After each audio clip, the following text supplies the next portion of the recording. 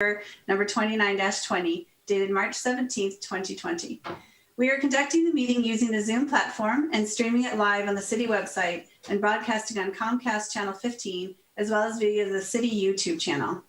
Public members had the opportunity to submit emails to city staff. A report of all written comments was distributed to Planning Commission members via email and posted to the city's website under documents received after published agenda. And with that, Secretary Chan, can we please take the roll? Thank you, Chair.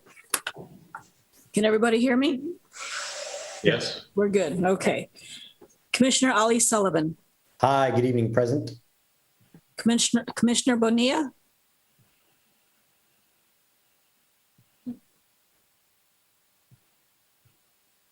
Okay, I'm going to move forward. Commissioner Goldstein.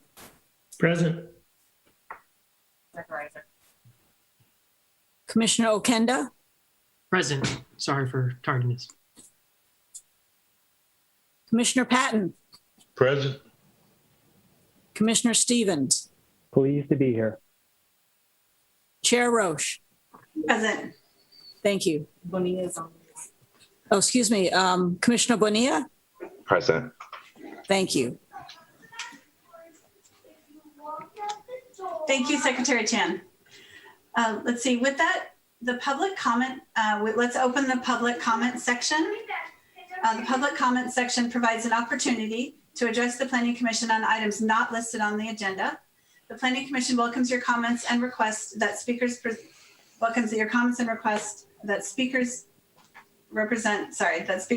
their remarks in a respectful manner. Speakers wishing to address the Planning Commission should limit their comments to 3 minutes. And now I will ask Secretary Chan to moderate the public comment portion of the meeting. At the end of the public comments, we will address any questions that come up. Secretary Chan. Thank you, Chair. If you wish to speak and you're using the Zoom application, please click the raise hand button. If you are dialing in, press *9 to raise your hand on the phone and use *6 to unmute yourself when called to speak. If you are streaming the meeting through Zoom on your computer, but dialing in via phone, please mute yourself so that there is no feedback sound during the meeting. If there is disruptive feedback or excessive noise during the meeting, your audio will be disabled. Okay, so I'm calling for, does anybody wish to speak?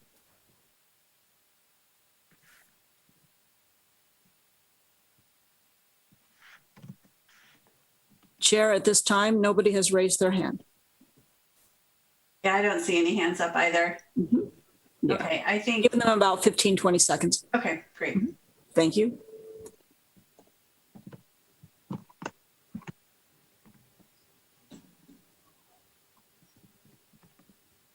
Yeah. All right, doesn't look like anybody wishes to comment during this period. So let us move on to, I will close the public comment section and we'll move on to the first agenda item and the only agenda item for this evening. Let's see, the first agenda item and the only agenda item we're going to be looking at this evening is a proposed zoning text amendment to Article 1, Chapter 10, Section 10-1.1600 of the Hayward Municipal Code to include truck terminals as a conditionally permitted use within the Industrial Park District and approval of a conditional use permit to establish a last mile delivery station for Amazon Logistics in an approximately 507,500 square foot industrial building at 2701 West Winton Avenue. And with that, can we hear from Acting Principal Planner Schmidt on this item? Thank you so much, Commissioner Roche. And it's good to see all of you guys on Zoom. I saw you briefly a couple weeks ago, but we get to launch into this now. So I'm going to share my screen and I will give you staff presentation.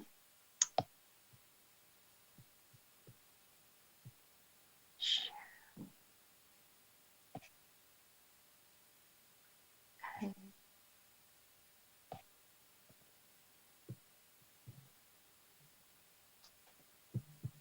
Can everybody see my screen? The PowerPoint? No.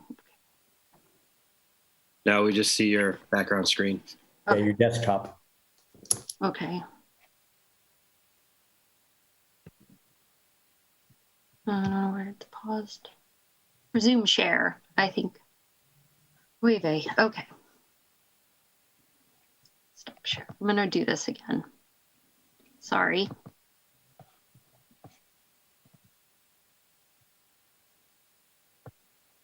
Okay. Do you guys see a PowerPoint that Yes. says Yes. Amazon distribution facility? Okay. We're going to start this thing going. Okay. Thank you so much for your patience. This is my first time with sort of being, I haven't done one of these presentations in so long that I was, finding myself kind of lost. So this is a public hearing related to establishing an Amazon distribution facility in a new industrial building at 2701 West Winton Avenue. And as you already heard, this project includes a zoning text amendment to allow truck terminals in the industrial district and a conditional use permit. So the project site, which is in front of you and bordered in red, consists of one approximately 23-acre parcel that was recently developed with a 507,000 square foot speculative industrial building. The building and site improvements were approved by the Planning Commission in January of 2018, and construction was recently completed on the building. In fact, I think C of Os were issued in January of this year. Just a couple months ago. Surrounding land uses include bay lands to the west in industrial,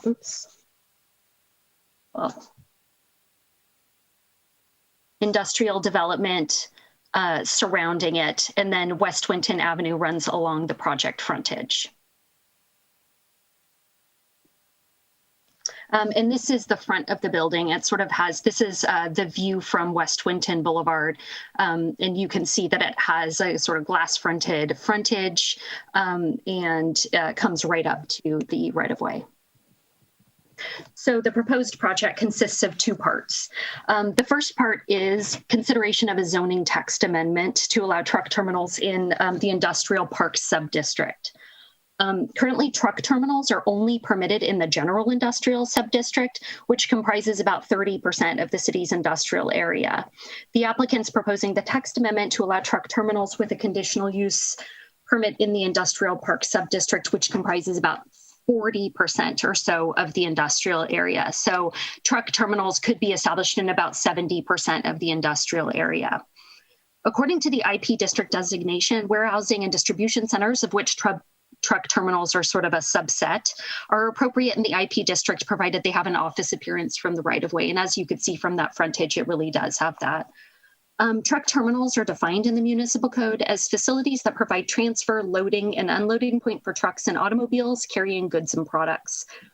Truck terminals operate very differently than warehouses and distribution facilities, which are defined in our municipal code as establishments primarily engaged in the sale, storage, and distribution of goods and materials in large quantity to retailers or other businesses for resale to individual or business consumers. Truck terminals operate differently than warehouse and distribution facilities in that goods typically enter and exit the facility within a 24-hour period. And the goods are not distributed in large quantities to wholesalers and retailers for sale to individuals. Rather, they're distributed from this center to end users. And then the part of the text amendment would be that truck terminals would be allowed with conditional use permit approval. And the CUP approval would allow the Planning Commission to review each site to see if it's appropriate for a truck terminal, for the traffic that would be generated from it, and to ensure that any nuisances related to the truck terminal would be minimized. So I just wanted to give you guys a map showing our industrial districts, our sub-districts. So the light green right here are is the industrial park district. That's where truck terminals would be allowed.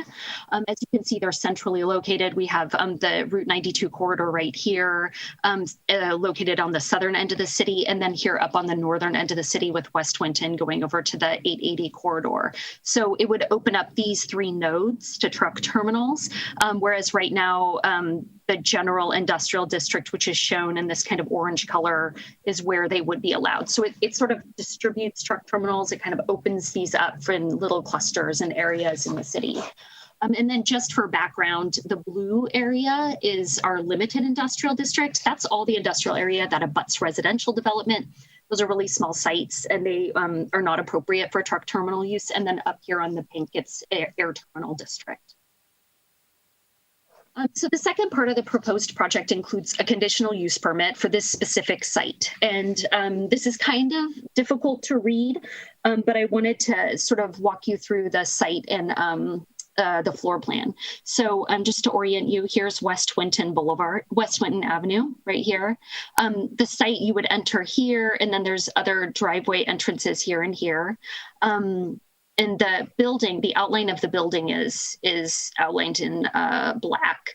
So the blue we'll start with in the building, these blue spaces are kind of van holding spaces. This is where vans park. This area in purple right here is van and flex staging areas. So that's where they like wait to get into the sorting line, in or out of the sorting line, which is shown in green just above the purple areas. And then this area up here is sort of where all the materials are coming in and being sorted. The big trucks would be delivering right over here in this kind of orange area. And so that's where they come in and the materials are sorted. And then the parking on the outside is all like personal van parking, sorter parking, and there's a tiny bit of customer parking because there's just like a very small area for people to come and pick up packages within the building. They're not envisioning that people are going to be going really out of their way to come here to pick up packages, but it was included in the project. And then there's just like there's a little build out of an office here, right here. So that's the floor plan and site plan. So the more important thing is like, how is this going to operate? How is this use going to operate? So Amazon has presented that there's going to be normal operation assumptions and seasonal flux operation assumptions. I'm going to walk you through those.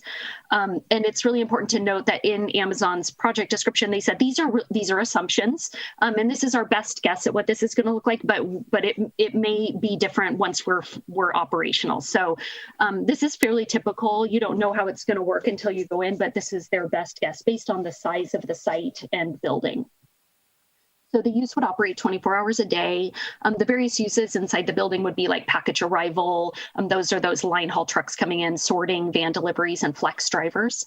Under normal operations, there would be approximately 18 line haul trucks that would come in between 12 a.m. and 11 a.m. and between 4 p.m. and 11:30 p.m. I think what they're trying to say is there's just going to be two distinct delivery periods. It may be within that time period, really any time. Sorting would occur in 3 shifts within the 24-hour period, and it assumes a total of about 160 employees. Van delivery, under normal operations, they're assuming 185 vans would leave the site between 10:30 a.m. and 12 p.m. in waves of 50 vans each. And they really did this in order to meter the amount of traffic that's leaving the site. They offset it from peak hours, and they tried to roll it out a little bit at a time. And then there's going to be this element called a flex delivery. And that's when people in their own cars will come to the site and pick up packages to deliver. And then they are not returning to the site at the end of the day. Whereas the vans are coming back 7 to 9 hours later, dropping the vans off in those parking spaces you saw, and then getting in their own cars and driving away.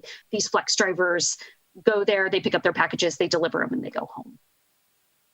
So under the seasonal fluctuation assumptions there, Amazon is saying this would operate between about Thanksgiving and the end of the year.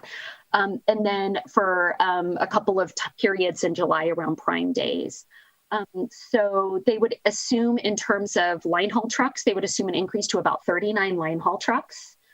They would add an additional overnight sorting shift and are assuming an increase to about 350 employees. Van delivery, so it would increase to about 490 vans, and they would leave the site in 30-minute intervals between 6:30 a.m. and 12 p.m. So you're seeing an increase in that like a big increase in that time period where your vans are leaving the site. And then 7 to 9 hours later, those vans would return to the site, and they're coming in staggered waves of about 50. And the flex delivery they figured would stay about the same, about 50 drivers. So staff reviewed all the materials and worked with all the divisions and departments in the city and made some very specific findings related to both the text amendment and the conditional use permit. And these were included as attachment 2 to the staff report. And staff found that allowing truck terminals in the industrial park district would provide additional land area for e-commerce uses in logistically prime locations that would benefit the community, both residents and business owners with shorter delivery timeframes, provided that impacts to city infrastructure and roadways are analyzed to mitigate it appropriately. The findings also say that the project, the zoning text amendment, as well as the CUP, would be consistent with general plan goals and policies related to land use and economic development as outlined in the attachment. CUP approval for the truck terminals would provide a mechanism to ensure compliance with the industrial district zoning and design standards and to minimize or mitigate any impacts related to the use. So it's important to note that the zoning text amendment does allow truck terminals in a whole section of the city where they're not allowed now. However, there's going to be a mechanism for each site to be evaluated individually through the CUP process. And in terms of the conditional use permit for this particular site, staff believes that the use would not impair the integrity of the zoning district. The building is well designed and looks like an office from Winton. And it would not result in a nuisance subject to very specific conditions of approval. And those conditions of approval include, among others, implementation of transportation demand management measures and ongoing reporting. And this is really revolving around employees that are coming to the site. Timeframes for electrification of their fleet and installation of solar panels on the building, requirements to hold job fairs to facilitate local hiring. And again, these, because of COVID, these would be remote job fairs. There's a condition that would prohibit queuing and parking on West Winton Avenue. And there are also a number of conditions of approval related to upgrading intersections and bicycle facilities, sidewalks, and then payment of one-time and ongoing pavement maintenance fees. And with that, I'm going to turn this over to, I think, Alex Amiri, the Public Works Director, to talk a little bit about those transportation-related conditions. Thank you, Leah. Good evening, commissioners. Traffic and transportation analysis was done pursuant to 2 reports that were submitted by Amazon. One was related to CEQA or vehicle miles traveled, and the other one was the local traffic impact. These reports were updated and submitted to us on January 25th, 2021, so 2 months ago. Pursuant to the information in the reports, the project, which is over 507,000 square feet, generates about 51 daily trips, so 4,151. The reports require traffic signals at 2 locations and restriping at 1 location. And it also requires pedestrian improvements, sidewalk extension in order to connect the project to the Bay Trail. Next. Thank you. So in addition to the impact on traffic and an intersection and sidewalk, the project, as you can imagine, has impact on our pavement maintenance. Annually, we spend about $22 million in the project vicinity for pavement improvement. The minimum cost for the project vicinity is about $2.4 million annually. We had calculated the development impact share to be initially at $4.6 million at the present time, and $307,000 annually in order for us to have the funding in 15 years for repaving and mitigating the impacts that this particular project is going to generate. So these were the numbers that we had initially arrived at. Liam? So, Sorry, I just point of privilege here. There's like a whistling sound, and it's really am I the only one hearing that? Because No, I'm I'm hearing hearing it this. too. it must be from my my mic. I'm going to mute it and see if the whistling sound goes away. sorry, I don't mean, sorry to throw you off, Alex. I was having a hard time focusing because it was like somebody's tea was ready or something. Is The whistling did stop when you shut off your microphone, Alex. okay. If you allow me, I'll just quickly, in 1 second, I change my mic and see if that makes a difference, because I don't want to do that to you.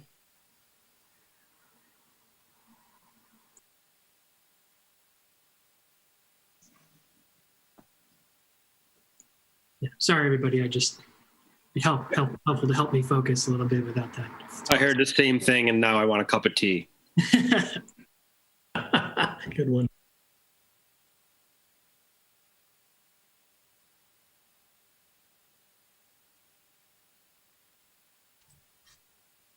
Is this better now? Yes. Yes, much. Thank you so much, Alex. Everything you're saying is so important that I didn't want to be distracted from hearing it all. So thank you. I appreciate you changing that. Okay, thank you.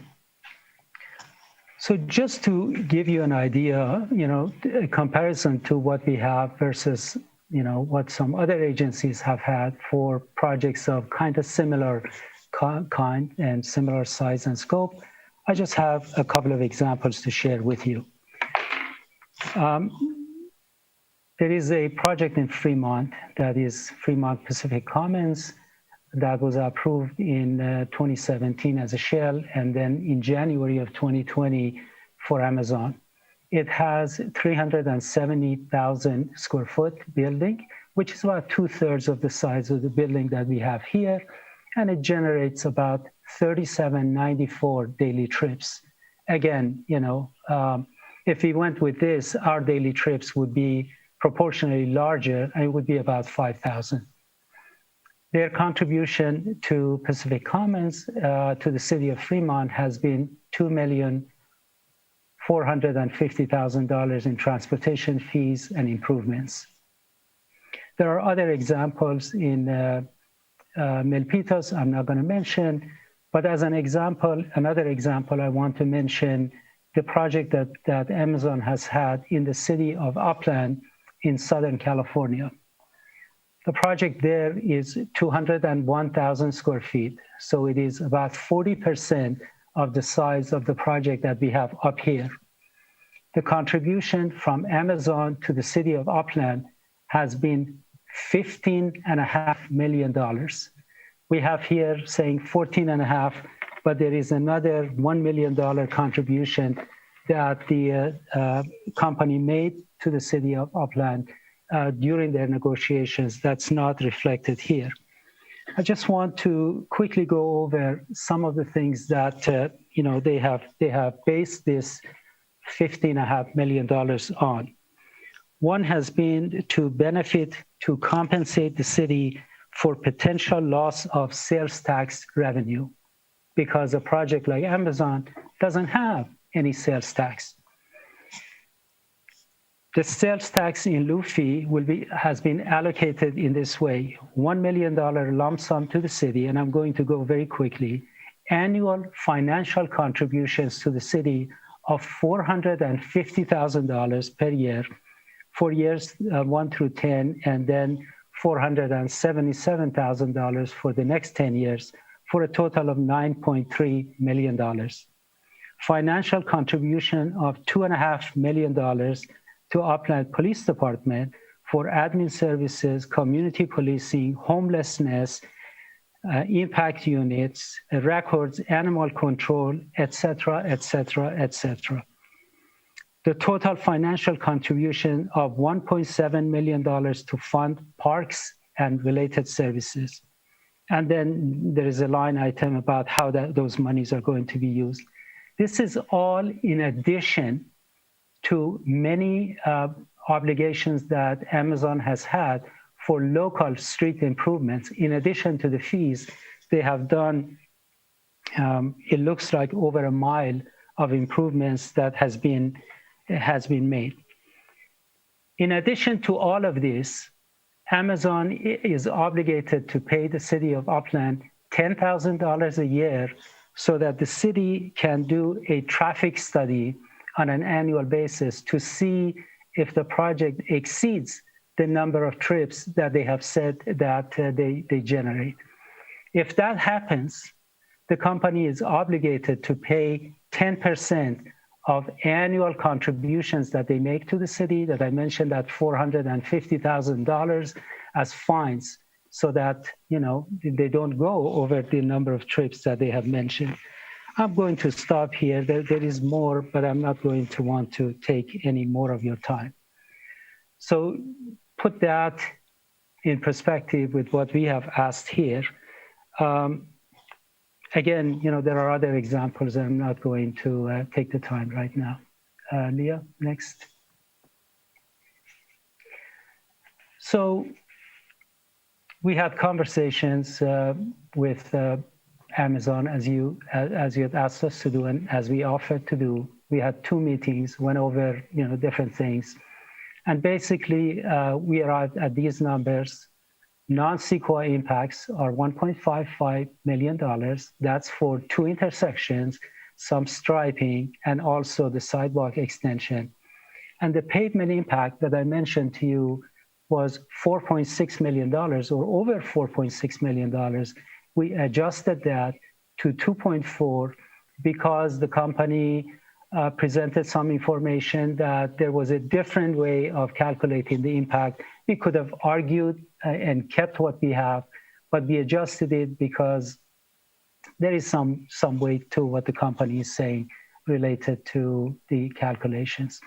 And we reduced the annual fee from $307,000 to $161,000. So that's the new number.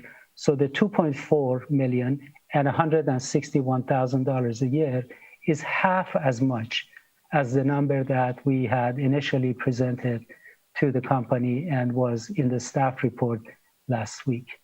Next. Okay, thank you so much, Alex. So I'm going to talk a little bit about the CEQA that was performed on the project. The city did hire LSA to prepare an addendum to the initial study and mitigated negative declaration that was prepared for the big development project that was approved in 2018. New analysis was prepared. Generally, an addendum, you know, kind of just looks at the initial study and mitigated negative declaration and says, has anything really changed since that time? What had changed since 2018 is that the state adopted new VMT regulations, vehicle miles traveled, in 2020, and so a new analysis was prepared and found that there would be less than significant impact, provided that the applicant, you know, implemented these transportation demand management measures as part of their project. So the applicant gave us a memo detailing how they were going to do this. It's transit passes and other elements to really minimize the employee trips to the site. And those were made as part of the project and included as conditions of approval. And the applicant is required to monitor that and to report to the city. So having found that the VMT impacts were less than significant because of those TDM measures, the city found that an addendum would be appropriate because there was no substantial change in the proposed project circumstances or under which the project was undertaken, and no new information would be required for additional review. Most of the mitigation measures were implemented with construction of the building. This was included in your mitigation and monitoring and reporting plan that was included as an attachment.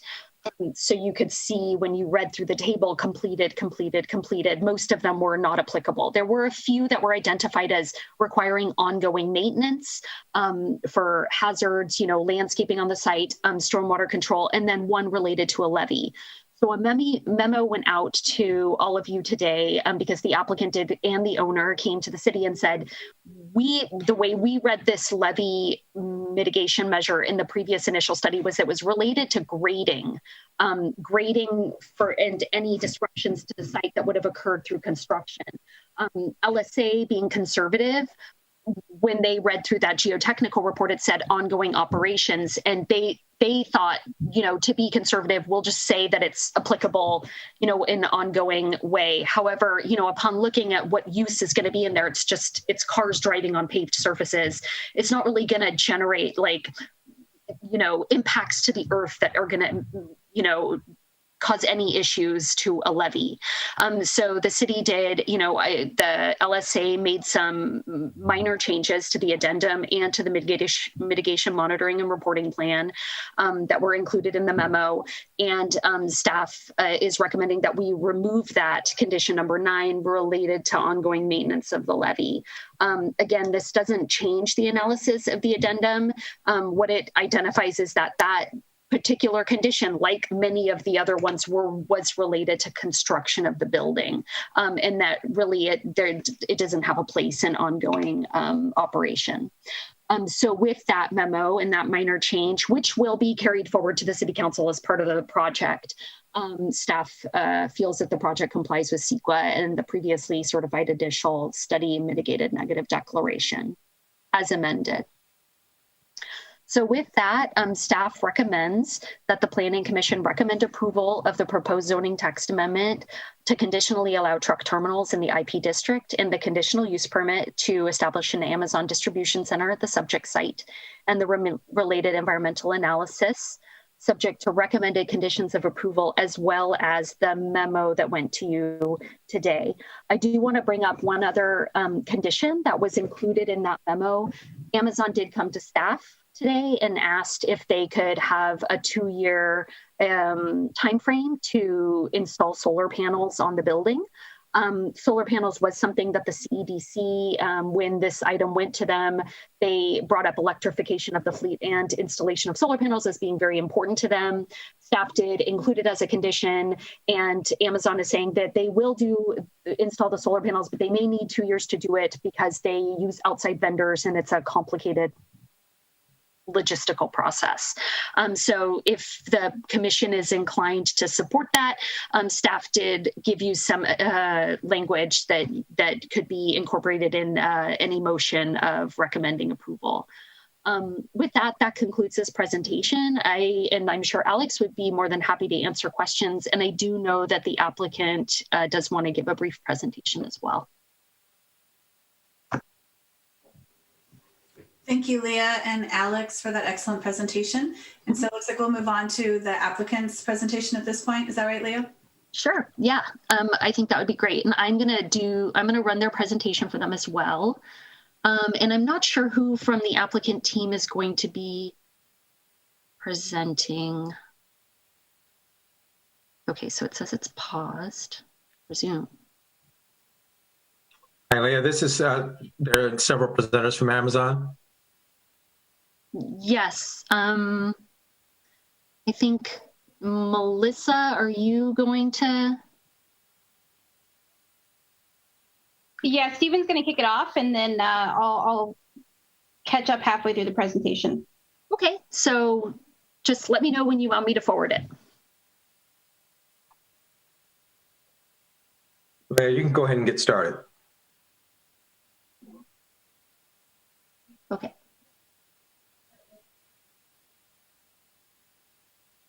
Can you see? Okay, hold on one sec. I'm just gonna I'm gonna start it again.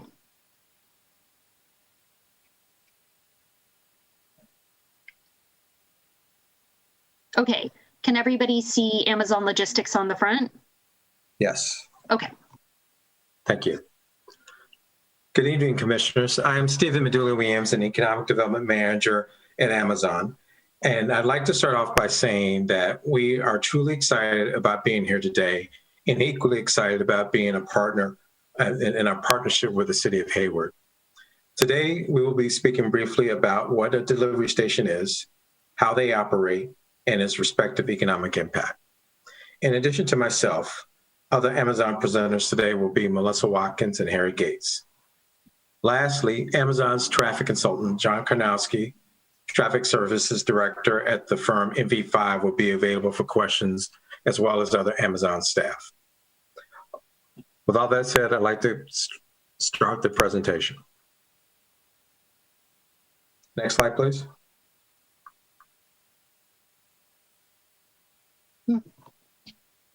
Sorry. Okay.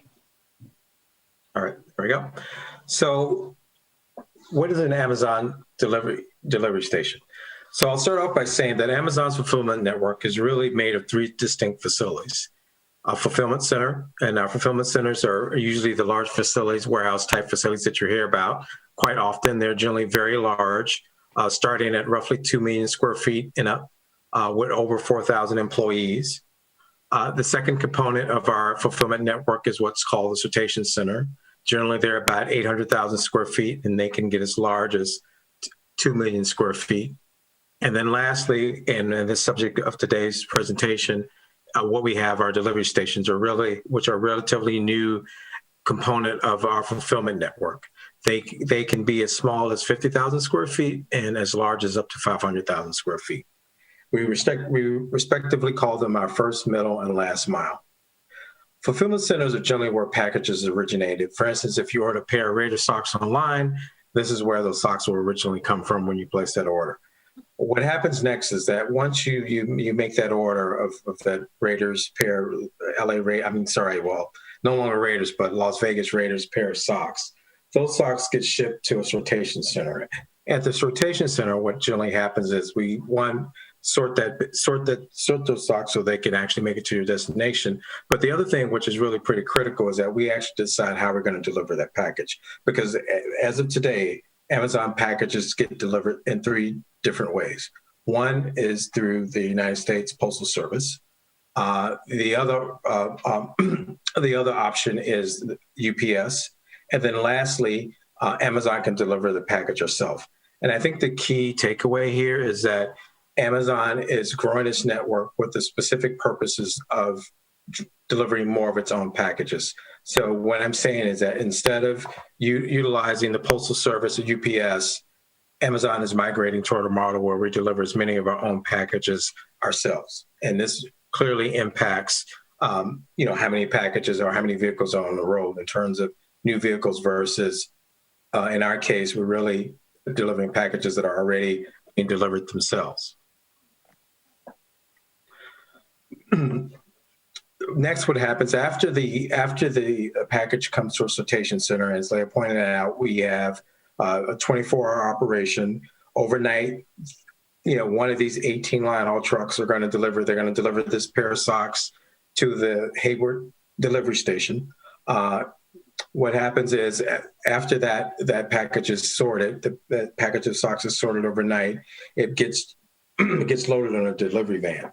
That van generally goes out about 10 a.m. And typically, when we started out building a network, our vans were going out at roughly 7 a.m., 8 a.m. in the morning. What we realized is that if we're going to fit into an urban fabric, we need to really integrate and work with the communities that we're located in. And because of that, the fact that, our packages were going out at the same time that you were, picking up your kid from school or going to work, we've altered our delivery process in such a way now that vans don't go out to 10 a.m. They don't generally come back to 7 a.m. or later. And in that way, we were really cognizant of how we fit into the urban fabric and, more importantly, how we fit into your community. And it's something that we've done by design, not just for this site, but multiple sites across the country.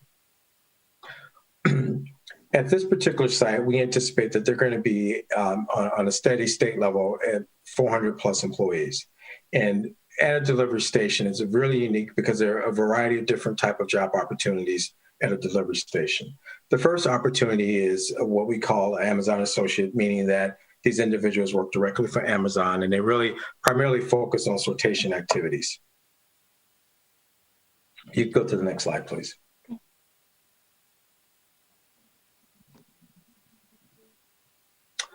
And then the next one. Sure, thanks. And so we've had sortation associates, which are Amazon associates. Then we have what's called delivery service partner drivers, which is a very unique program where basically we've been able to identify third-party firms to operate as our delivery partners to get packages to our clients. And the thing that we love about this particular program is that it has impacts in 2 ways. One, it fosters local entrepreneurship in the communities that we operate in.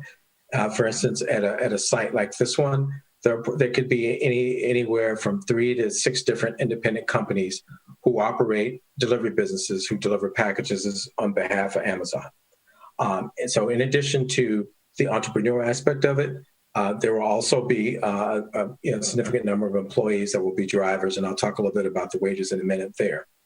The last job opportunity associated with Amazon is really the Flex program. The Flex program is a very unique program that we're also very excited about, and is really targeted toward individuals who have who need flexible work schedules. And what happens is that, and as Leah pointed out, individuals take their own vehicles, and after all the vans are gone out, after roughly 2 p.m. in the afternoon on their deliveries, our flex vehicles, in this case, 51 independent drivers in their own vehicles, will come into the site, get the vehicles loaded with packages, and then go out on delivery roughly at about 2 p.m. in the afternoon. And of these 3 different types of jobs, the Amazon associates generally start at about $15 an hour, and they generally receive a full suite of benefits package, the same benefits package that everyone at Amazon receives. Our entry-level sortation associates or Amazon associates receive the same set of benefits. We also are really excited about the drivers associated with our delivery service partner program. Currently in the Bay Area, the drivers are trending between $20 and $24 an hour, and this is as of yesterday. And so this is excited because of the wage that the drivers make, but also as part of our requirement to be a part of our program, we require entrepreneurs provide benefits to these drivers as well. Amazon associates generally receive benefits from day one. The delivery service partner drivers receive benefits after the 30 days. And then lastly, the flex drivers in the Bay Area generally on average make between $24 and $26 an hour, and that does not include tips. Since these drivers are independent drivers, independent contractors, they do not receive benefits. But again, as I said, this is really targeted toward individuals who really need flexible schedules to work. Next slide, please. Sorry, I wanted to say this. Could you go back to the last slide, please? Thank you. So a little bit about economic development and the benefits. So currently, as I said before, this, at least during our steady state period, this particular site anticipates generating over 400 jobs. That number goes up rather significantly during a peak period. And as of now, the vast majority, over 80% of those 400 jobs will be full-time jobs with benefits. In terms of local workforce, typically what we like to do is that as we get closer to launching the site, our workforce staffing team works with local workforce development partners that we work with the respective jurisdiction, in this case, the city of Hayward, to identify partners who are really good at placing potential candidates. And we work with them to do virtual job fairs. Typically, prior to COVID-19, we would actually find sites within the city and host very large job fair for Amazon associates, as well as DSP drivers, where now that we're hopefully trending out of COVID-19, hopefully we'll be able to get back to that at some point soon. But until that time, we're more than happy and excited to hold virtual job fairs with partners of your choice to ensure that we hire as many local Hayward residents as possible. As I said before, the DSP program, we like to source local entrepreneurs as well. And we've already reached out to the Hayward Chamber of Commerce about partnering and identifying potential entrepreneurs that can start businesses, delivery businesses with Amazon, as well as working with, again, the local workforce development partners to source drivers for that program. Again, I spoke about Flex. That's usually a very hyper-local program where we find drivers from the local community. So we feel very confident about our ability to hire locally there. And then in terms of pure economic benefits, as on the previous slide, you saw the picture of the site, brand new building, and obviously, new redevelopment activity, which is always fantastic. We anticipate that there'll be some sales tax generated from the gasoline purchases from the drivers, at least for the first initial years before our EV fleet is in Hayward. And then obviously we will also have indirect job creation from that's already been generated from the building in terms of the construction activity. And then lastly, we will work with the local businesses to shop at local businesses in terms of activity that's generated from the site operations itself. Next slide, please.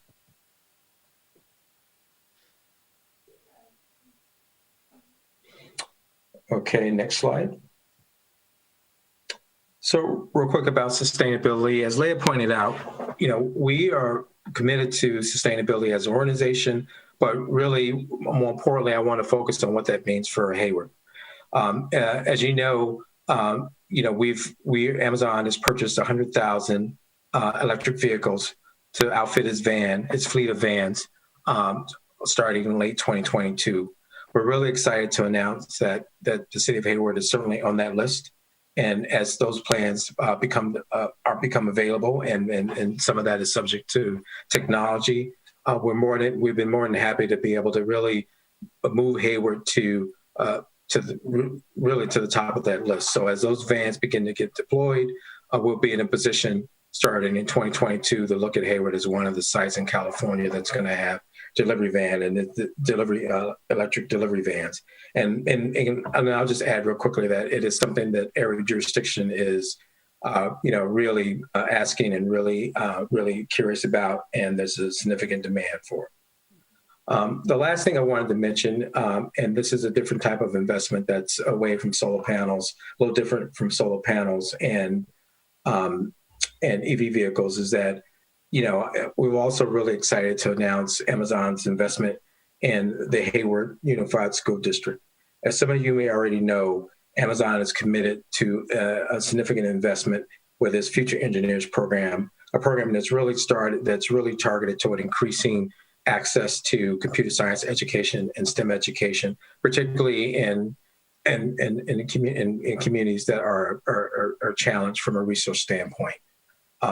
We anticipate that Amazon's new investment is going to target 20 K-8 schools, impacting over 10,000 students.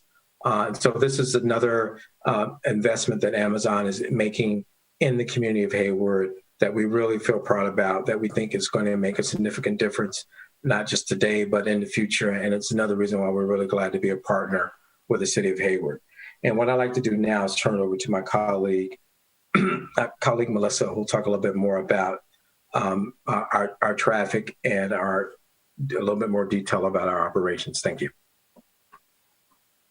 Great. Thanks, Stephen. Next slide, please.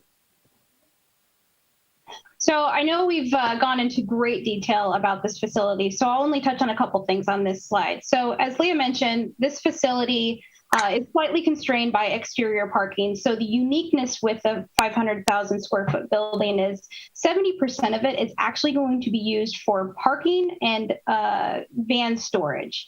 So only 122,000 square feet is true operations space. So it'd be no different than if a smaller building was sitting on this plot and there was exterior parking.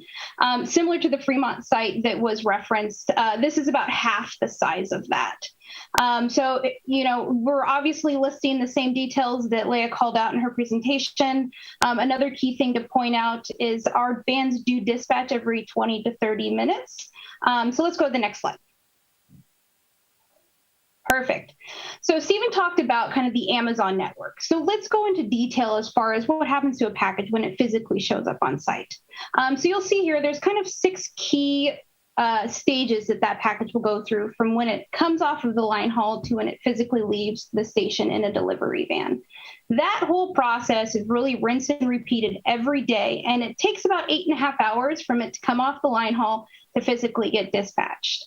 As we mentioned, in order to help control the traffic that we're putting on the roads, we do dispatch in clusters of 50 vans, no more than 50 vans. Obviously, this is all max capacity. So assuming that everybody is ordering, especially during COVID times, this would be kind of the maximum state that you would see just in steady state.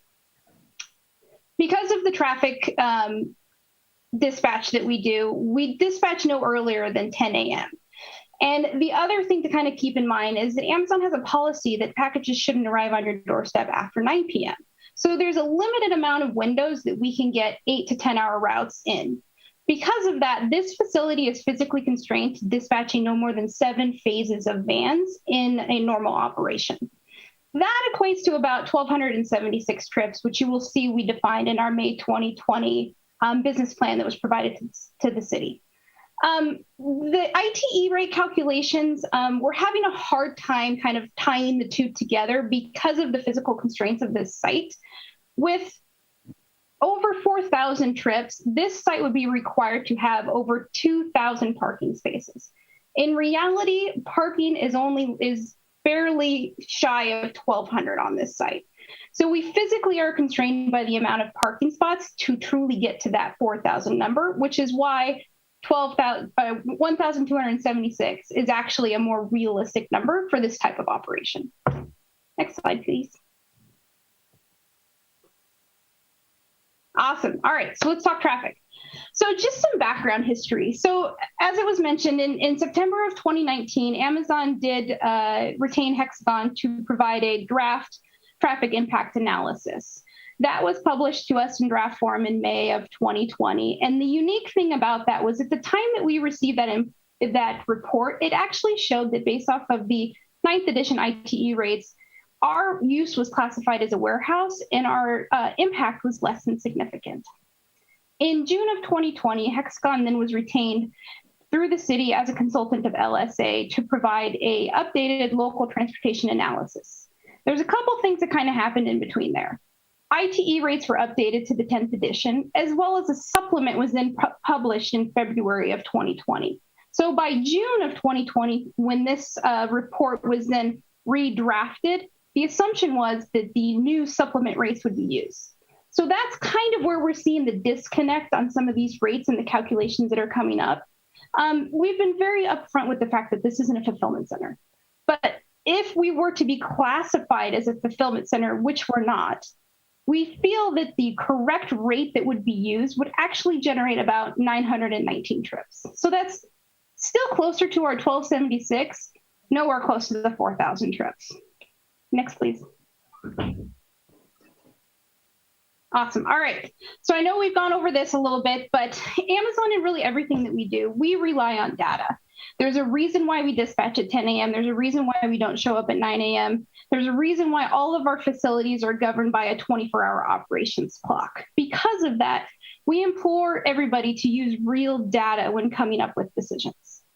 Based off of the 1,276 trips, which is a very realistic number for this site due to the constraints that I presented, Amazon is willing to commit to, obviously, the first 3 bullet points, the 2 traffic signals amounting to 500,000 apiece. And this restriping, can you guys hear me? Yes. Oh, okay. I thought there was a question. So the 2 traffic signals for 500,000, and then the extension of the turn lane. That, again, is also based on that 4,000 trip number that again, we feel is very overinflated from the reality of this site. But to be a good community steward, we're willing to support that. We're also willing to support an additional $1 million in contribution towards an approved city program, just to show that we want to be a part of this community. We're happy to come to Hayward and provide the jobs and provide the support that comes along with any delivery station being in the community. So I'm actually going to turn it over now to Harry Gates.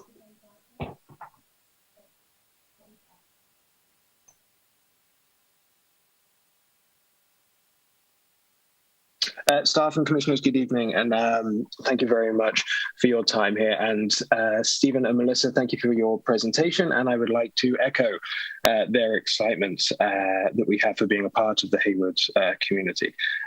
There's a couple of things I would like to add on to the end of this presentation here, just to make our position very clear.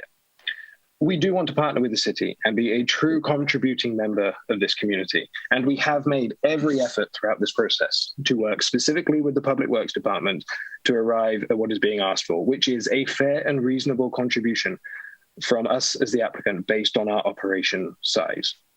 However, as mentioned before and shown in a number of pieces of correspondence up until now, I need to reiterate, there is no nexus, rough or proportional, connecting the Public Works efforts to exact fees on our project based on a rate of over 4,000 daily trips. I have technical staff and other colleagues available to answer questions on this as well if required. So I say again, we want to be a member of this community, but we are not willing to do so at the expense of setting a precedent of paying impact fees based on the city's data that is known to have flaws, errors, and evident miscalculations. This process has unfortunately been characterized by a degree of misinformation, some lack of transparency, and some basic errors and some serious errors in data calculations, methodology, and presentation of such. Most recently, you heard this evening information regarding other facilities mentioned by the Public Works Director, which was not included in our analysis or presentation because despite no fewer than 5 explicit requests in our last meeting with the Public Works Department to obtain such information, it was unfortunately not forthcoming. Had we been provided that information, we could have certainly talked with the Public Works Department to share with them the details around their examples and shown again there appears to be some confusion. For example, the 3,794 trips cited for the Pacific Commons facility is the total number of trips of the existing 3 buildings there at one time. The record of the traffic memo prepared for Amazon on that project clearly states the Amazon facility would generate 1,926 trips, which is far closer to what we are saying here and a much more realistic number, similar to Melissa's methodology mentioned previously. And with regards to the City of Upland example, there is no deal, lease, development agreement, or operation with Amazon in the City of Upland. So this, amongst other points noted in our correspondence, has eroded some trust and confidence in this process. However, as Melissa mentioned, despite that and the data used to arrive at the conclusions, we are still willing and very excited to contribute to $500,000 for one of the intersections, $500,000 for a second intersection, $5,000 for the extended turn lane and striping, and then a further $1 million towards any established city program. Again, I look forward to being within the Hayward community and being a good corporate business partner. And I am optimistic that the data and explanations mentioned here this evening can achieve the reasonable and fair contribution that is being requested. Melissa, I turn it back to you.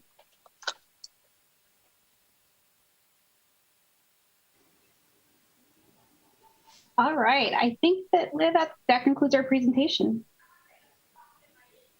Thank you. Thank you, Amazon, for that presentation. And with that, it is time for my colleagues to ask questions. And if you would raise your hands, and we'll just go in order of commissioners who have questions first. Okay, let's see. Okay, Commissioner Ali Sullivan, go ahead. Thank you, Chair Roche. Thank you, Amazon and city staff for the presentations. A couple questions for city staff and a couple questions for Amazon. For city staff, Alex, if you can tell me, you mentioned it, but I wasn't entirely following the fees that you're assessing, the average fees, the annual and then the aggregate were cut in half from about $300,000 a year to $160,000. And then I think, what, 4 million or something to 2.4. Can you explain why the fees went down over the last 2 weeks? What calculation changed? Right. So the initial calculation was based on the additional impact of trips that is generated from this facility, meaning that if there is, let's say, 100 trips on the road right now, and we get, let's say, 50 trips from Amazon, the total would be 150, and the total would result in more degradation of the road. The company argued that, another way of calculating is that look at the total amount and look at the contribution from Amazon rather than increasing the amount of maintenance that is needed. We agreed to that, and that resulted in a reduction of the number from 4.6 million to a lower number. Understood. Thank you for that. Leah, question for you. When I first read the project, I was curious on the zoning change, and we briefly talked about this, but I'm wondering if you can sort of explain to me, does this open up 40% of the current existing industrial land to a similar type of development? writ large? Does it just create that opportunity? Because if it does, that also creates some question for me as to, what consequences could this have? Or does it limit it in some fashion? Yeah, so the text amendment would, in the matrix of uses, there are different, a line through it would mean it's not permitted, like right now. P would mean it's permitted, like you go get a business license, simple process, we don't review it at all. And A is an administrative use permit, which is a use permit that's processed administratively. It's fairly simple. And then a CUP is pretty much like our highest level of review.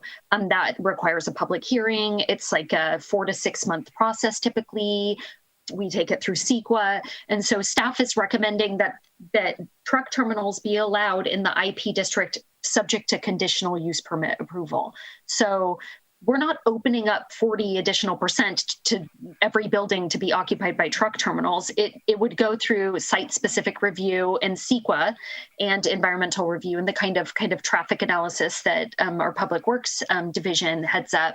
And so it wouldn't just be opening it up, to any use. We would be limiting it de facto by CUP process. Many people come in and ask about a project and then walk away if they think it's a CUP because they know they have to come to the commission and it's a risk. Yeah. Okay. That makes sense. Thank you for that clarity.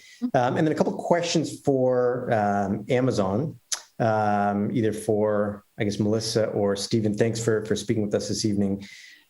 Stephen, can you explain to me the Pacific Commons site that was referenced? Is that a delivery station? Yes, that is. It is a delivery station. Okay. Okay. For the trucks, for the 18-wheelers, what's the route that the trucks are going to be taking, entering and exiting? Are they going to do 880 to Winton, or are they going to take 92 Industrial? I'll let Melissa take that question. Melissa? Yep. So our trucks stay on obviously defined truck routes based off the city. As we get closer to launching these facilities, and then when we know like what type of products may or may not be coming into this, the facilities that are kind of feeding in these packages may come from a variety of different areas. So it's hard to say trucks will always go on this specific route, but they will not be taking like shortcuts through neighborhoods or anything like that. They do stay on approved truck routes. Okay. Stephen, on the economic benefits, you listed out what the economic benefits to the city would be. I'm still not clear on what the economic benefits to the city will be. The gas tax that you referenced, theoretically that goes away because you're going to have an all EV fleet. The jobs that are indirect are one-time jobs.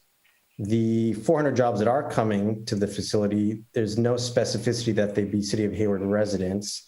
And then the induced sales tax, I'm curious who you would be purchasing equipment from if you are the everything store. Well, when I talked about induced sales tax, that's purchases from the employees that are working at the delivery station over a period of time. Okay, so marginal.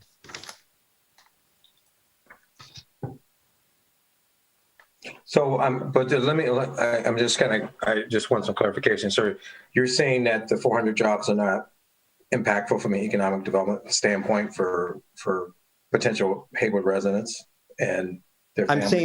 I'm saying they're impactful on the aggregate. I'm looking at direct economic benefit for the city of Hayward. And is there a commitment that those 400 jobs are Hayward residents? Not necessarily, correct? Yeah, we'll commit to do everything we can to hire as many local residents as possible. Okay. And then the final question I have for Amazon, we're basically at a $4.3 million differential. Is that correct? Between what the city is requesting as impacts and what you're willing to pay.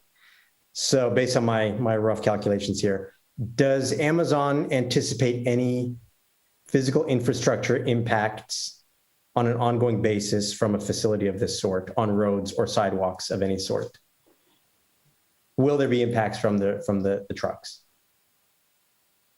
Sure, Harry, you want to take this one? And it's just big picture. If you have 1,200 trips a day, I would assume that there will be some infrastructure impacts on the roads that you're traveling on. Obviously, Yeah. most certainly. And I think our philosophy on that is that we're always willing to pay our fair share of what a jurisdiction feels an impact might be. And I think the operative word is that, fair share. And so if there was a model, a model built that shows, that accurately reflects what our fair share cost would be, which we think our proposal does. But we've been on many occasions happy to pay our share of what our potential impact might be. And so we just think that in this case, numbers as it relates to our total trips are wildly inaccurate. But what I'm seeing here is that you're not willing to pay any impact. The only impact you're willing to pay, it appears from the correspondence from March 23rd, is for 2 traffic signals and then $1 million fund for a one-time support. I don't see anything supporting road infrastructure in what Amazon's willing to pay.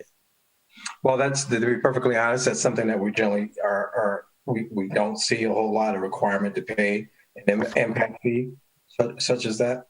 Okay, so it's not, I'm not missing it. There is no allowance for the road impact in what you're willing to contribute to the city, correct?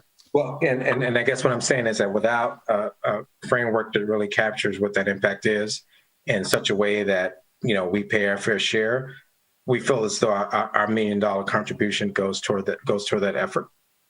Understood. And I rely on the competent and capable city staff that we have who are experts on these subjects to come up with what the impacts would be. So I have to rely on my city staff. Thank you very much. Thank you.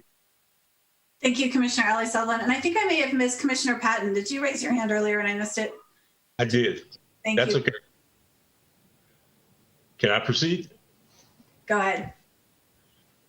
Okay, I think for me, I was a little disappointed that in the past 2 weeks, it doesn't seem like we've moved a great distance in terms of resolving some of the issues related to methodology for trip generation rates and the traffic impact fees. Seems like staff has come down a little bit, but Amazon is still not willing to agree to the numbers that our Public Works Department is recommending. For me, I guess the bottom line is that I don't think that this public hearing should be a traffic engineering meeting. I think at the end of the day, the real issue is about land use. The city of Hayward spent almost 2 years, maybe a little more, with city council economic development meetings and community meetings, and we had study sessions. And there was a lot of talk and effort and time put into establishing what the vision is for our industrial districts. And as a result of that, and the conclusion was the vision is for biotech, tech, and basically an industrial office park look and feel and uses. And as a result of that, this particular use is not permitted, period, end of conversation. So the question, the land use issue really is, why should we change the rules for Amazon? Now, personally, I think the facility itself is perfect for what they want to do. The question in my mind is this land use, A, consistent with the vision, and B, are there overriding community benefits that compensate for the impacts that this use will create? And I'm not convinced at this point that, up until a few minutes of Stephen's presentation, I had not heard a lot from Amazon about the economic benefits to the citizens of Hayward. And even with his presentation, I think as Commissioner Ali Sullivan indicated, when I hear local, what I think is regional. There's no guarantee that these jobs are going to Hayward residents. I think that there's going to be a tremendous amount of traffic generated by this particular use, and the citizens of Hayward are being asked to eat those trips and deal with those traffic delays. Mr. Patton, I just wanted to jump in really quick. I just wanted to remind you this is a question period for the staff and applicant. Okay, I have a couple, but I told you I had a little pontificating to do in my last meeting. No, I'm glad to hear it. Thank you. Get this out of the system. So I guess my point is I think we should be focusing on the land use issue, because at the end of the day, if we don't find the land use to be acceptable, then all these conversations about traffic are irrelevant. I don't want this to devolve into a 2-hour conversation about traffic. and technical traffic engineering. We're relying on our professional staff. Amazon has a different opinion, and that's okay. But the real issue, I think, that they don't really want to talk about is land use. Is it consistent with the vision? And are the mitigations adequate enough to compensate for the impacts that this use will create? Given all that, I think this is a classic case study in the problem, in my mind, with CEQA moving to this VMT model or VMT methodology, because basically the state is saying we're going to ask local citizens to eat the impacts of these big projects as long as somewhere down the road in a regional context there's not a significant contribution. Because I think if we were dealing with LOS in the context of the old CEQA standards, we would be talking about specific impacts and numbers on the intersections here in Hayward, and we're not talking about that. And for me, that's not our problem. They made the change with CEQA, but to me, this is a great example of why I didn't agree with going to the VMT model. With all that being said, I do have a couple of questions. Alex, if you can, and I'll give you a few minutes to get these numbers, if you can give me an idea of what the level of service AM/PM numbers are at Winton and Hesperian, what the LOS is at those intersections, also at Cabot and West Winton. I think that's the other signalized intersection. So thank you for... LOS current, and then LOS current plus project. Thank you for that question, Commissioner Patton. I have staff here that are going to be looking up those numbers that are in the project. But let me take this quick time and answer a question that was asked about project trip distribution. On page 5 of the VMT report that Amazon has submitted, there is a chart that shows how the trips from the project are distributed. I also want to mention that when we are talking about trips, usually when we refer to a trip is when we leave our house, let's say, to go to a grocery store or to go to school or to work and come back. And we are, let's say, 4, 5, 2 miles, 3 miles on Hayward roads.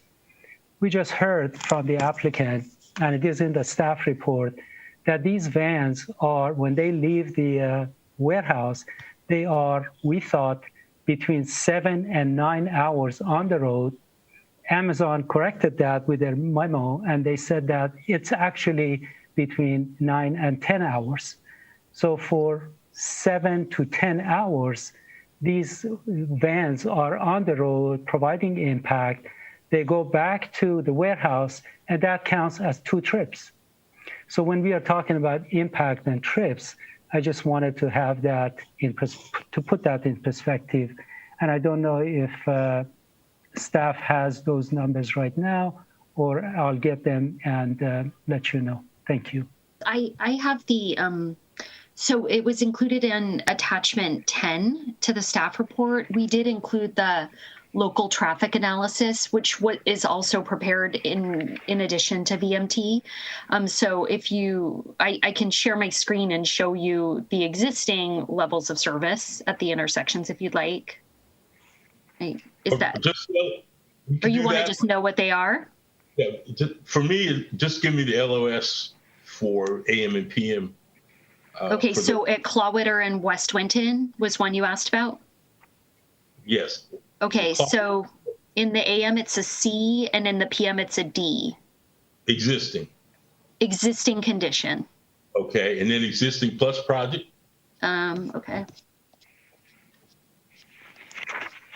Scrolling. So existing plus project at Clawwitter and West Winton in the AM is existing plus project is a C still, and then an E in the PM. Okay, and then Winton and Hesperian. Winton and Hesperian. D and D, AM and PM. And it is notable that it looks like with the project, Cabot and West Winton go to an F, and Clawwitter Road, State Route 92 eastbound ramps and Eden Landing Road go to an F as well, within increase in average delay of 10 seconds at the State Route 92 eastbound ramps, and an increase of 62 seconds in the average delay in the Cabot and West Winton Avenue. Okay, thank you. And my last question is, I'd like Mr. City Attorney, Joe, if you could give us a few comments in response to the Amazon attorney's letter before the last meeting regarding our ability to assess fees, the nexus issue, proportionality, et cetera, et cetera. Can you sort of give us some context and the boundaries, in your opinion, of where we can or should not go in terms of assessing impact fees here? Yeah, I'd be happy to, and thank you for your comments, and thank you for your years on the commission. The nexus and the proportionality of these conditions, I think they've been discussed at length here. I think you've done a great job establishing that there is indeed a nexus. What Amazon appears to really be arguing is about the proportionality of the condition, and courts are going to typically defer to the city's analysis as long as there's a reasonable basis for that analysis. And I think as Director Amiri has laid out, there certainly is. So I don't have any real concerns. So I leave it to you all to kind of parse out what you think is reasonable based on the data. Thank you. That's all I had. Thank you, Commissioner Patton. And next I'll go to Commissioner Kenda. And I just wanted to remind everyone, I know it's hard because we've all read a lot of information on this topic, but let's keep this section to the questions so that we can move to the public comments and then back to everyone's opinions on the matter. Thank you. Commissioner Kenda. Thanks. I have a few. I'll start with the applicant mentioned that at one point in the presentation, I think it was Melissa, was talking about there being kind of no difference between the indoor and outdoor parking when the applicant's differentiating between the operating space versus kind of this other indoor space. I just wanted to ask what the benefit to Amazon is of building an indoor parking kind of structure like that. Why go through the extra expense of including those facilities indoor rather than having an outdoor parking lot? Like why? Just to help me understand. Yeah, so we didn't build this building. So this building was already built, and we're leasing it. So we're making the best of the building that's there. And so, okay. So using that space for indoor parking without, having to like demolish or do something like that to create other area. Exactly. The staff I'll leave it there. I might have a follow-up question, but I'm going to have to kind of chew on that for a minute. Maybe I'll have comments later on that. Quick follow-up question for Stephen, Mr. Maduli-Williams. You said you had discussions with the Chamber of Commerce for partnership with the DSP program. Are you able to share any of the kind of feedback you've actually received on that front? Sure. So we've talked about not only Amazon joining the chamber, which we will, but we also talked about what are some strategies and who are some stakeholders that we can reach out to help source candidates. And that's been the nature of the two discussions we've had so far. Okay. I won't ask you to divulge necessarily who those are, but have you identified people or businesses, or like, are there actually identified entities at this stage? Not as of yet, but that's something we certainly are more than happy to work towards. Still a preliminary conversation on that. Okay, thanks for sharing that. Next, was it true? I forget. Sorry, I think it was Harry, Mr. Gates. Were you saying that Amazon is not at all related to or acting on or leasing or have any plans to lease the Upland Bridgepoint project that our city staff was discussing? You said that there is no Amazon location. And my understanding, just for the background, is that there was that building or that project was approved as like broadly e-commerce, but Amazon had not actually signed anything with them yet as of like May 2020. I don't know currently, but just wanted to clarify that with you, Mr. Gates. Yes, your statement is correct. Okay. So then, Alex and Mary, I just wondering, when we're comparing that Upland Bridgepoint project, was that useful because the city of Upland approved that project, and we're kind of using that broad approval that they got from they got those asks from the developers, from the Bridgepoint developers, where they got those millions of dollars in the negotiating process for community benefits, not necessarily with the leasing kind of tenant. And I was just wondering, is that still like align with what staff was kind of trying to get at with this project? Let me phrase that more. I'm sorry, that might have been confusing. Is it helpful, or in the building of the project, were there community benefits that the developer gave that would match something like what Upland was doing to Bridgepoint? And are we is this like a double dipping situation where we're trying to get more community benefits from Amazon that we've already got from a developer that built the building? I'm just trying to understand. I don't have that context, so you could clarify. Let me just say that I have looked at the staff report from the city of Upland that was issued on April 1, 2020, and it talks about all of these benefits from a distribution center. And then 2 days later, there is an article in the local paper that says Upland Council makes majority vote to approve Amazon Distribution Center. And then it goes on to list what those conditions are that are exactly in the staff report that I read to you. Nothing that we have comes close to what they have done in the city of Upland, but we have tried to have some reasonable conditions, at least, to mitigate some of the impacts that this massive distribution center is going to have on West Winton Avenue, on some of our roads and local streets. Thank you for that. Another quick question for, I think Mr. Medilli-Williams is coming up. Do the Amazon Flex drivers are considered independent contractors? And I'm just confirming, you said they get no benefits. So those 51, those prospective 51 Flex drivers would be paid $24 to $26 an hour, I think you said, correct me if I'm wrong about that, and they would not get any benefits, which would include no health insurance provided through Amazon? Right, that's accurate.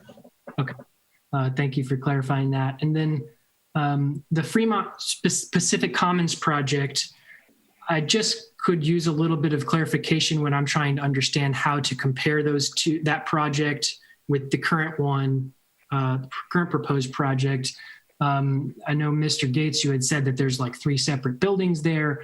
I was trying to, could you compare when you're saying there's 3 different buildings, I'm guessing that none of those buildings had like indoor parking like this one. So are you differentiating on that ground for how you're defining the operational component of the building, and how that compares to the Fremont Pacific Commons project versus this one?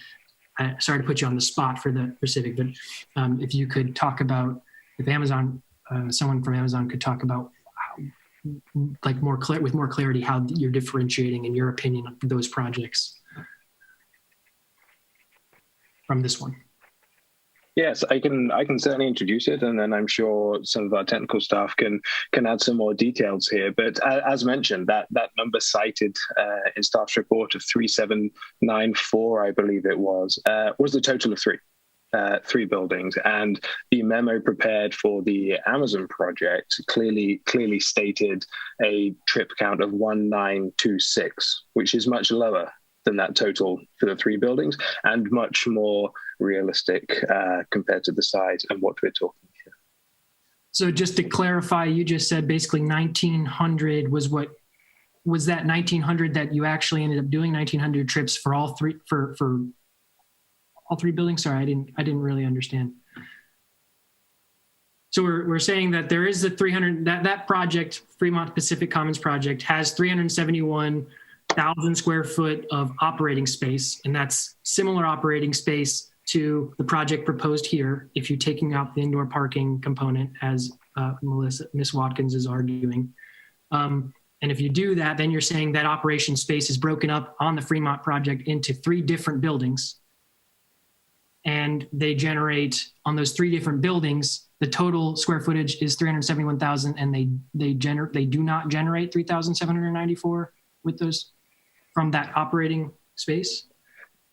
I'm sorry, sorry. No, I understand your line of questioning. There seems to be a number of layers to it. I will likely at this point refer to our consultant, John, who I believe is on the line, who should be able to give an explanation of how that proportionality works.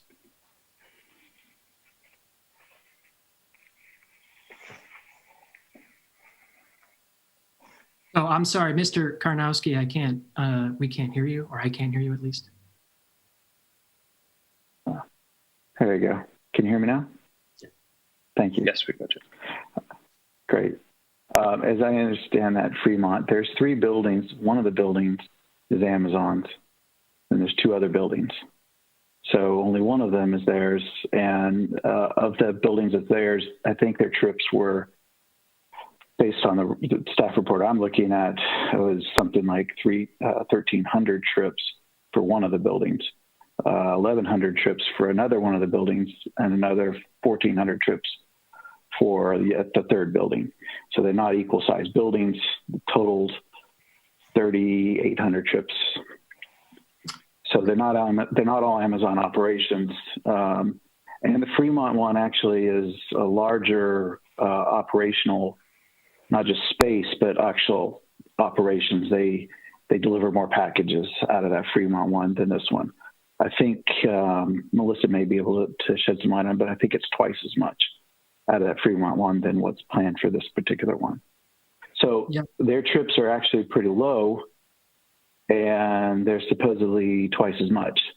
Now, it could be that they're since the report was done, they're actually generating a little bit more trips than that, but it's still well less than the 3,800 trips that the Public Works Director mentioned before. Hope that helps. Melissa, is there anything you want to add to that?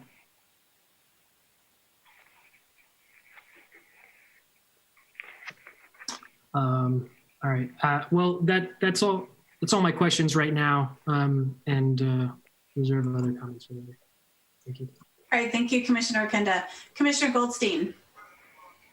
Thank you, Chair Roche. I hope my line of questioning doesn't lead to more confusion. I'm still trying to parse this thing here. So come along with me on this ride, if you will. First question for Alex. The numbers that you came up with for the number of trips, was that based on a pro forma formula, or was it actually based on some available data? So those numbers, 4,151 total daily trips, 295 AM peak, and 695 PM peak, is in the 2 reports that have been prepared for Amazon project and have been submitted to the city. Those are based on the standard that Institute of Transportation Engineer has adopted, and all projects use that to come up with their projected number of trips, because we don't have any actual data. The thing is not in operation right now, but the source that the industry uses is the ITE projections and the consultant that initially Amazon hired and then later on produced the update to the report, used the same standards to come up with the number of trips. It is acceptable industry standard. All projects use that. Okay, and that was my understanding, so thank you for making that point clear. My next question to you, sir, is the application of these standards across the board for, all types or similar businesses in that area. We're not looking to reinvent the wheel here, but especially you've been at this particular job for quite a while now. I'm not going to say the number of years because I don't want to have people start counting the gray hairs on your head anymore, and I want them doing that to me. But the point is that the process is designed taking into account what it costs the city of Hayward to maintain these roads and infrastructure for the benefit of everybody in that area. And those formulas are designed to be fair and equitable for everybody. Is that a fair statement? Absolutely, it is. Yes, sir. All right, very good. So I've spent the better part of the last 4 decades, I wasn't going to say that, in high tech.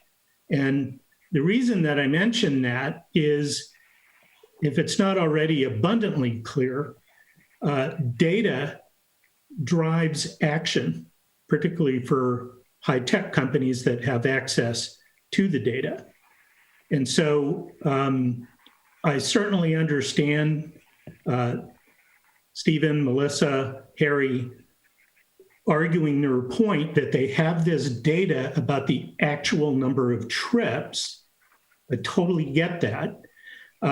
But I think in this particular case, I don't think it would be wise for the city of Hayward to fiddle with the numbers to fit their data science, since no matter which direction we take this argument, the fact is that the roads still need to be serviced.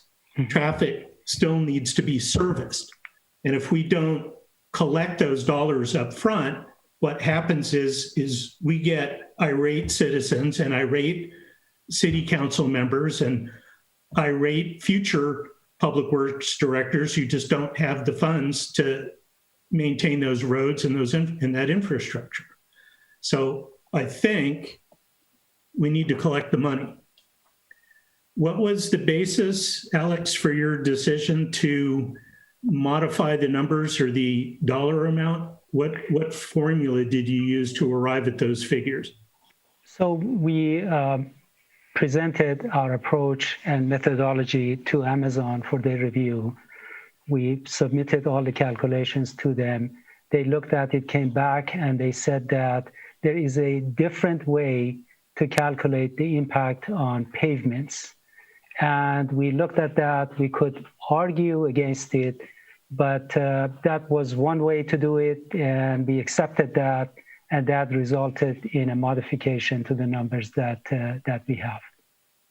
Okay, so in your opinion, the numbers that you arrived at are fair and equitable for the city and for Amazon, given the cost to the city of Hayward for maintaining the infrastructure for the benefit of everybody that uses those roads and intersections. Is that correct? That is correct, sir. Very good. Leah, what's the possibility of modifying condition number 10 so that it reads something to the effect of, if there's an expansion, that we'll have to review what those dollar amounts are? So taking out like any change, because they might use less, they might, whatever. Let's just talk about expansion. What would the impact be? Could we do that? Does that sound like something that could be reasonably accommodate their future growth and our needs within the city? Sure. I mean, the condition 10 really just says you're going to operate the way you said you're going to operate when you gave us that document. It's really important to note that in that operations document, it says these are estimates and assumptions. We may be a little more, we may be a little less, we may, and clearly based on seasonal operations, the building can accommodate more deliveries than under steady state assumptions. So, I think that there is potentially some growth that could occur there. However, condition 10 gives the city some leverage to turn to them if they start to operate under like seasonal assumptions, 6 months out of the year, for example, or more, to turn to them and say, you're not operating the way that you said you would. And we're going to review this conditional use permit again. We could strengthen it more or add more detail in there, but that's sort of what that condition, what that's about. But it doesn't specify you won't have more than 185 vans leaving this site every day. Because that's what you said in that business plan. That's not what the condition says. The condition refers to the business plan, and the business plan says, hey, this is kind of our best guess, where this is the way we're going to operate, but it may be more or less. So I mean, that's kind of just the way that we get these business plans. They're assumptions and guesses. And then if it becomes a nuisance, we do have the ability to revoke use permits or review them again. Okay, so the real intent of number 10 is really just to make sure that the numbers that we're arriving at are based on some establishment after the fact of the planned numbers and taking into consideration actual numbers. But do we have any mechanism in place to count those numbers? That would probably be a public works question if maybe we required them to monitor and report out on a weekly, monthly, daily basis the number of trucks, vans, packages going through the site. Alex, do you have any thoughts about that? That's absolutely it. We don't have that right now as a condition.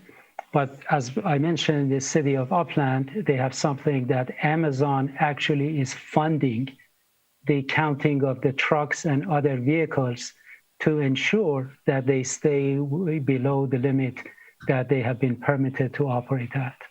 Okay. Do we have some reasonable counting mechanism like those box counters, you know, the way across the roadway that the city could deploy? And is that something that's, you know, pretty reasonable? It's not expensive equipment to put that out if we needed to? There is a cost to it, but yes, we can do that. Okay, so we have a mechanism if we want it. That was the point that I was asking, and you answered it. Thank you. I'm done with my questions. Thank you. Thank you, Commissioner Goldstein. Let's go next to Commissioner Stevens.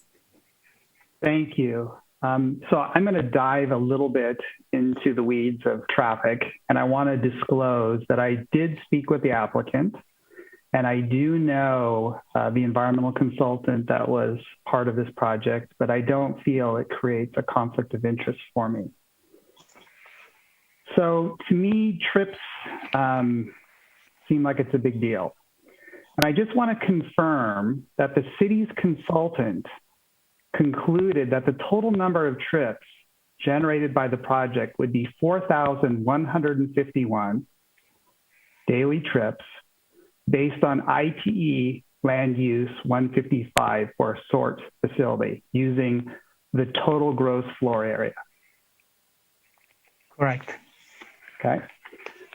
So the applicant has basically said that our site is more similar to a non-sort facility. And over that same gross floor area would generate about 919 trips.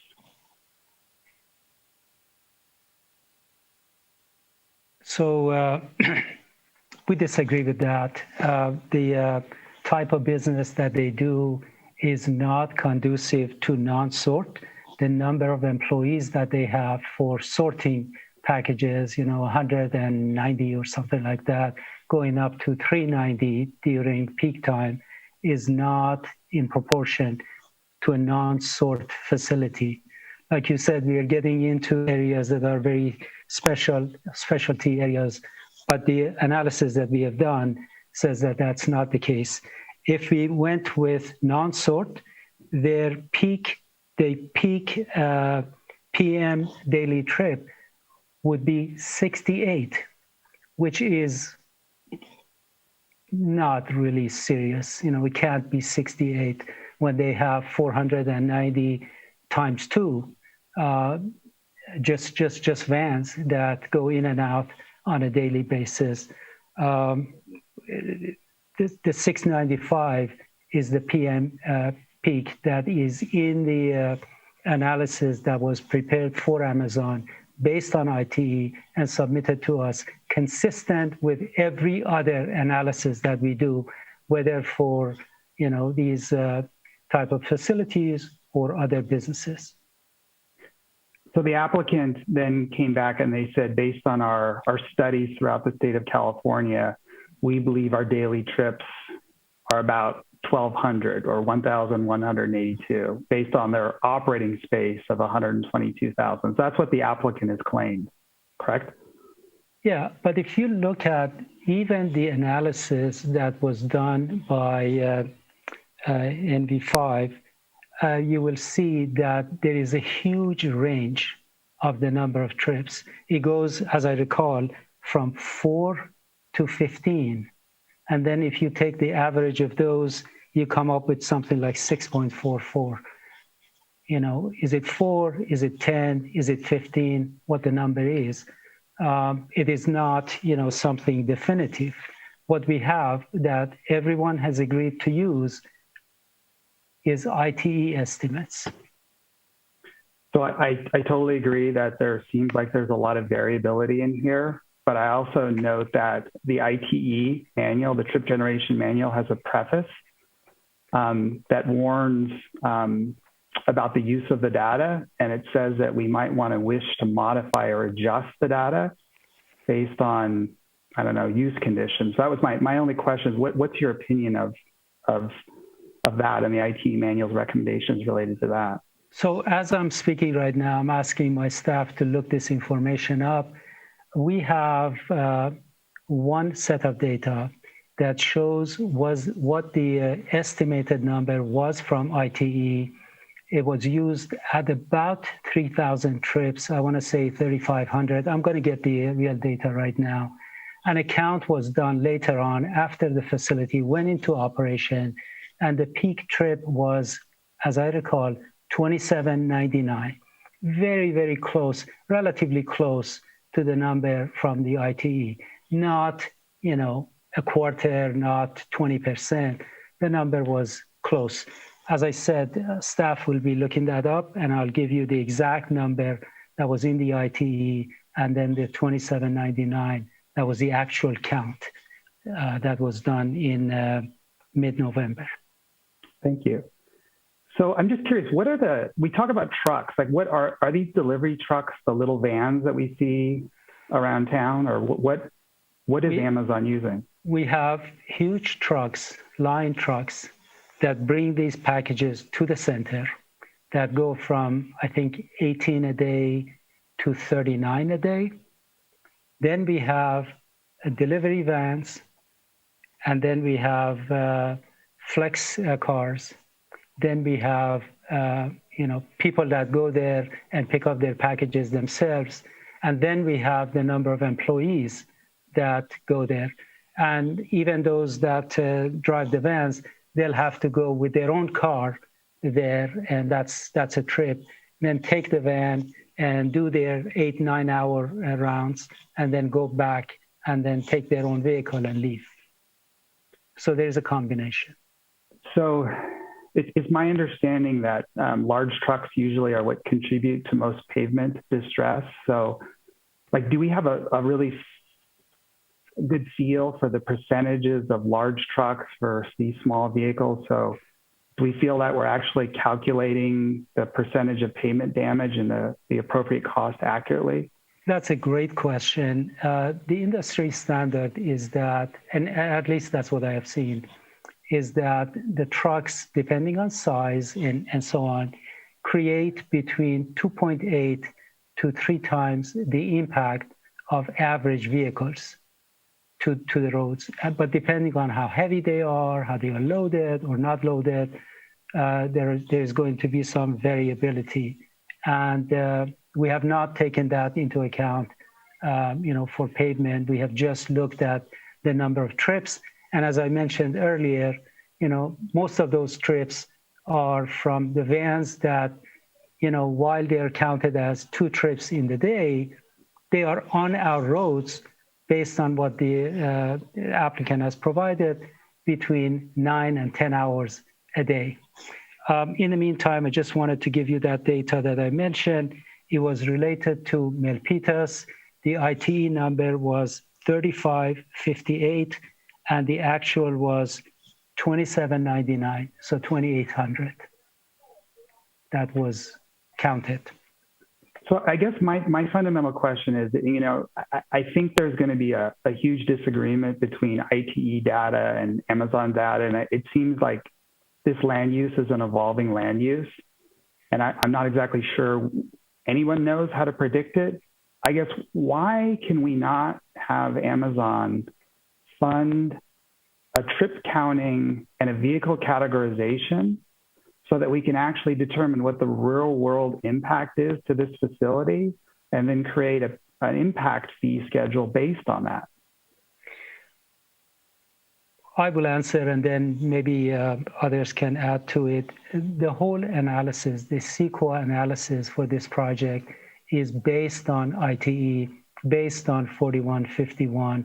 If we wanted to go back and use something else, I'm afraid that we have to look at all of the impacts again and see what the real impacts are. Keep in mind what I just said about the 2 trips that a van generates, but they are, in my estimation, 150 miles, on the road before they go back to the station. We either go with the industry standard of 4151 and don't look at the 150 miles versus 2 or 3 miles for regular trips, or we go back and relook at the environmental impact and come up with a different methodology. Thank you. Thank you, Commissioner Stevens. Commissioner Bonilla. Thank you. I just have one brief question, and I just really wanted to clarify. Alex, thank you for your presentation, all of your expertise in these recommendations. But from the city's perspective, these aren't unique requirements that are being applied to Amazon. This ITE projection and the way that this is being calculated would be calculated like this for any business coming into the city, right? Correct. That's my only question. This makes a lot of sense. Thank you, Alex. Thank you. Thank you, Commissioner Bonilla. Let's see. Okay, I think that's just me then. Thank you, commissioners. I think my questions will hopefully be brief because thank you to all the other commissioners for asking. Chair Roche, I see that Mr. Meduli Williams has his hand up.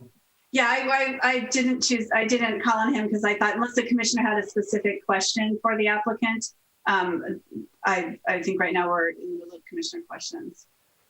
So thank you, Commissioner Goldstein.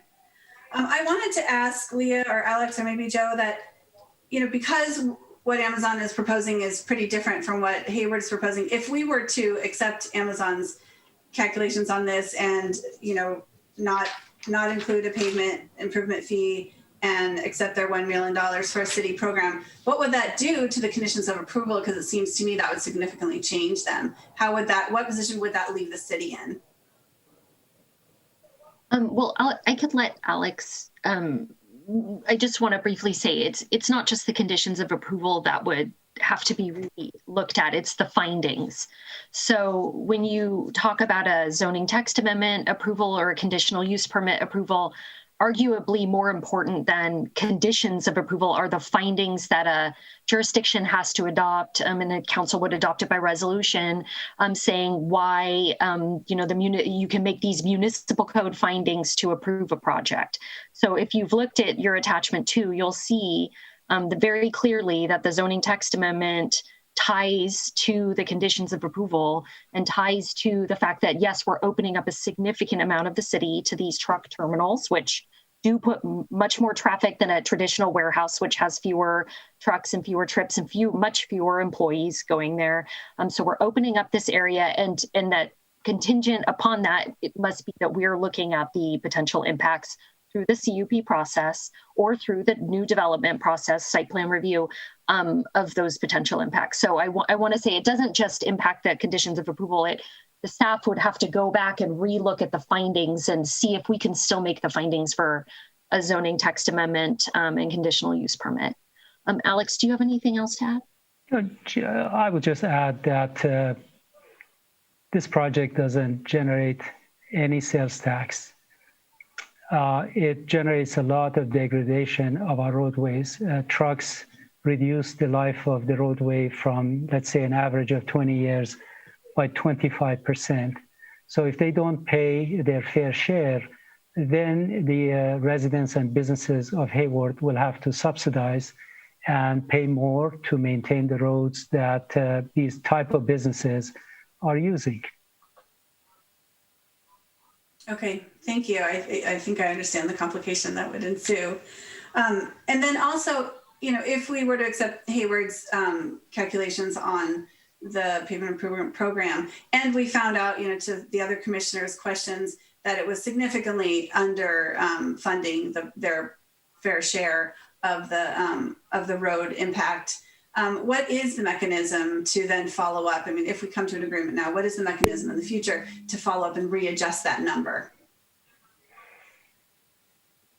Currently, we don't have a mechanism to readjust either down or up.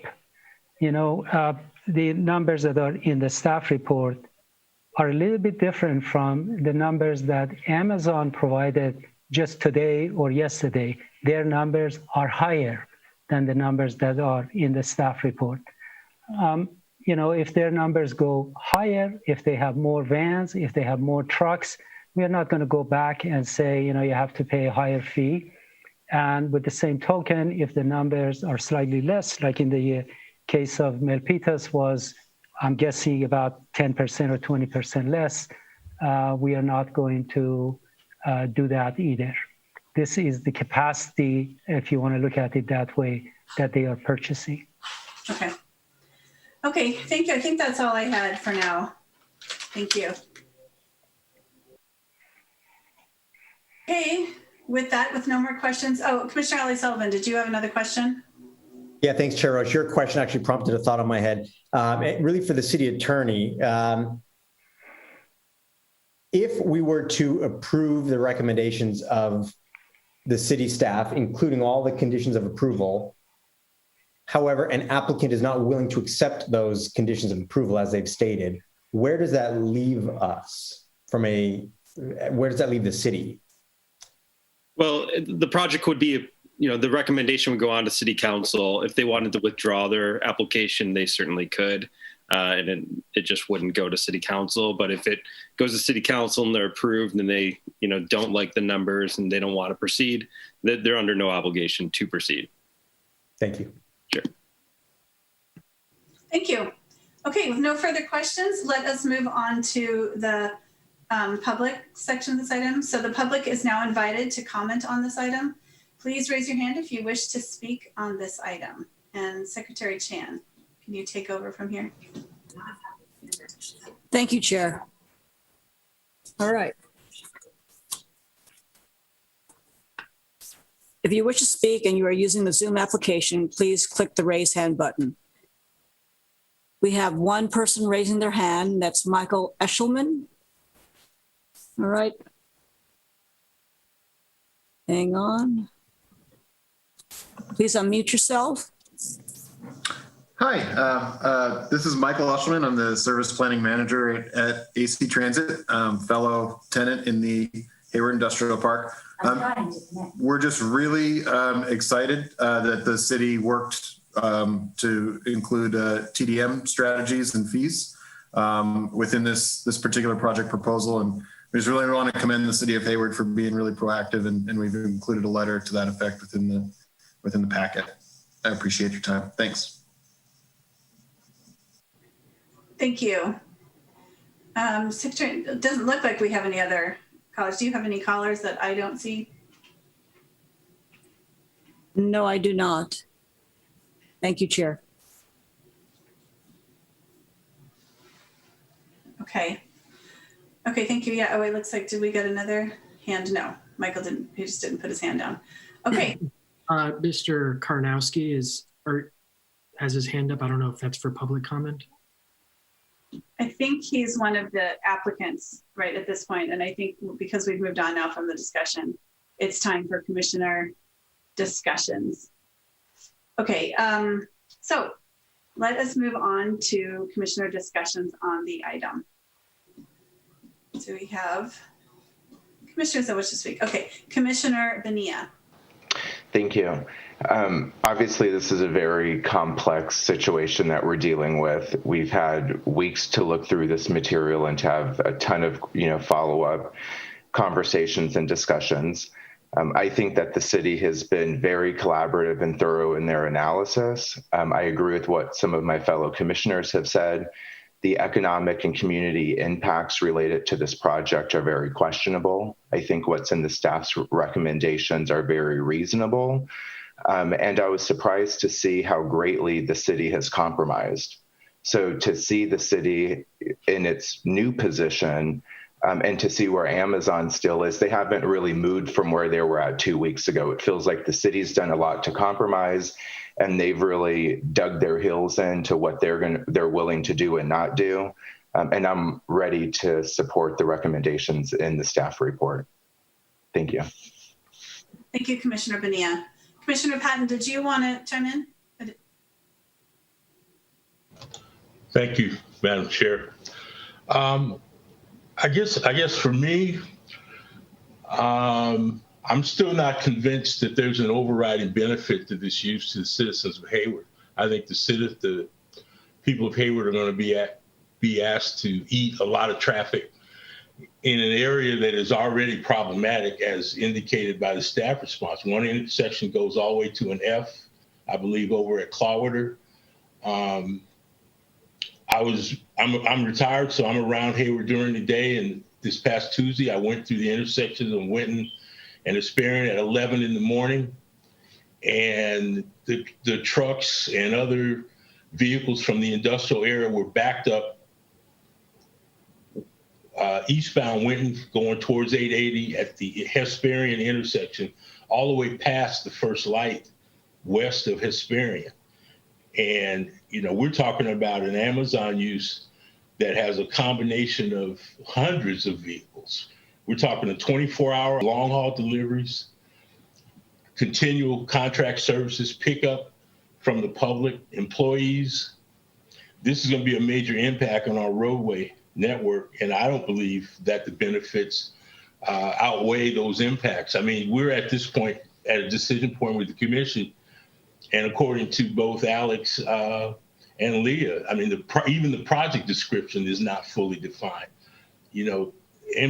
Amazon's talking about, well, this is kind of what we want to do, but once we get in, we'll know exactly how. Well, for me, that's not a clear project description, nor a basis for me to feel comfortable making a decision to move this forward in a positive way.